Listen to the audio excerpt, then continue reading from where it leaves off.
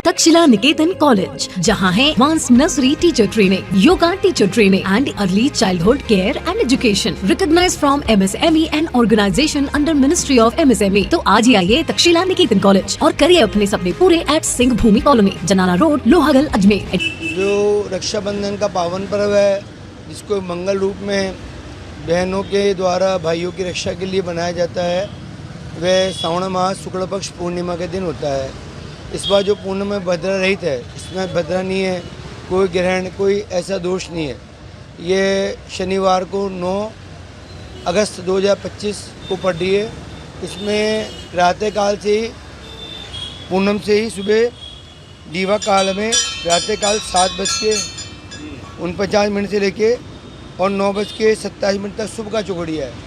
अगर जिनको प्रातःकाल बांधना हो तो प्रातःकाल के अंदर 7:50 से लेके और 9:27 तक का प्रातःकाल का मुहूर्त है।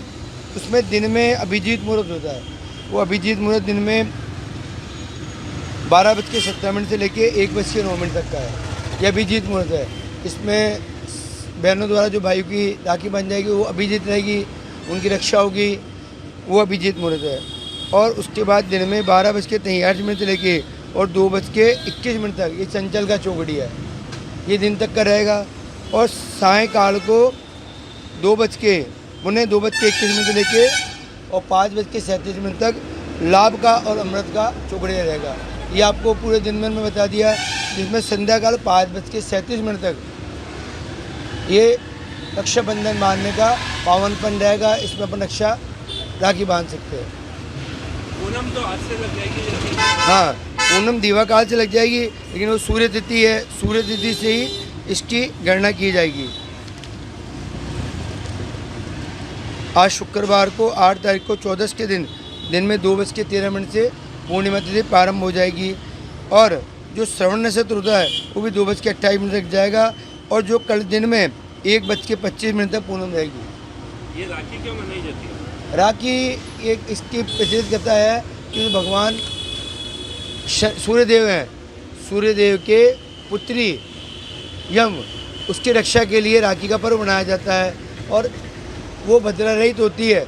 और राखी एक रक्षा है अपनी बहनों के द्वारा भाइयों की रक्षा। इसमें एक कथा प्रचलित है कि रावण के द्वारा भद्रा में राखी बंधाई गई थी।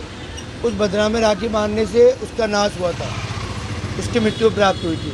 तो राखी एक पावन पर्व है, मंगल पर्व है भगवान का, वर्षों आदि से चला आ रहा है। इसके बाद ये राखी बनाई जाती है। पंडित तरुण कुमार शर्मा, ज्योतिष आचार्य, केसरगंज, गंगेश्वर महादेव। भद्रा का कोई साया नहीं है साहब। भद्रा सूर्य देव की पुत्री और शनि की बहन है।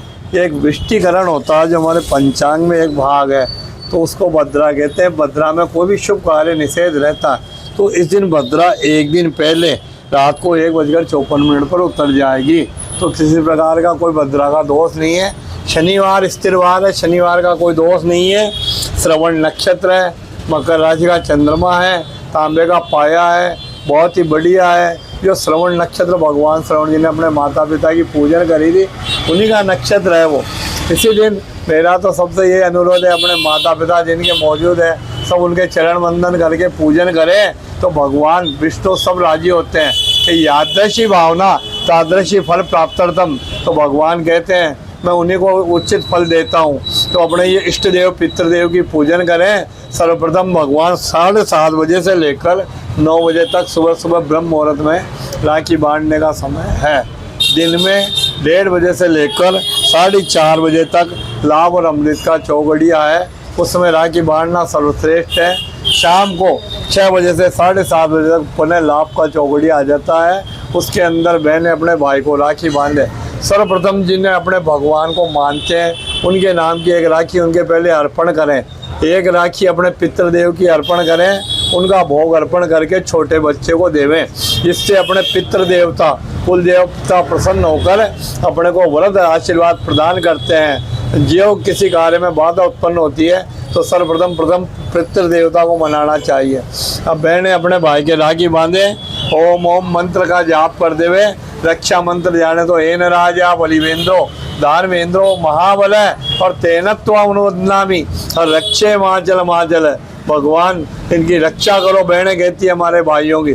जब वो अपने भाई के लिए इतनी प्रतिज्ञा तपस्या करती है, व्रत करती है, रक्षा बांधती है, सिर्फ चावल खाती है उस दिन, कई बहनें माता बहनें, तो भाई को भी प्रतिज्ञा लेनी चाहिए कि हम अपनी बहनों की रक्षा करें। सबसे प्रथम अपने मातृ देवो भव, पितृ जैसे अपनी बहन होती है वो माता स्वरूप होती है, उनका इज्जत करनी चाहिए, उनका सम्मान करना चाहिए।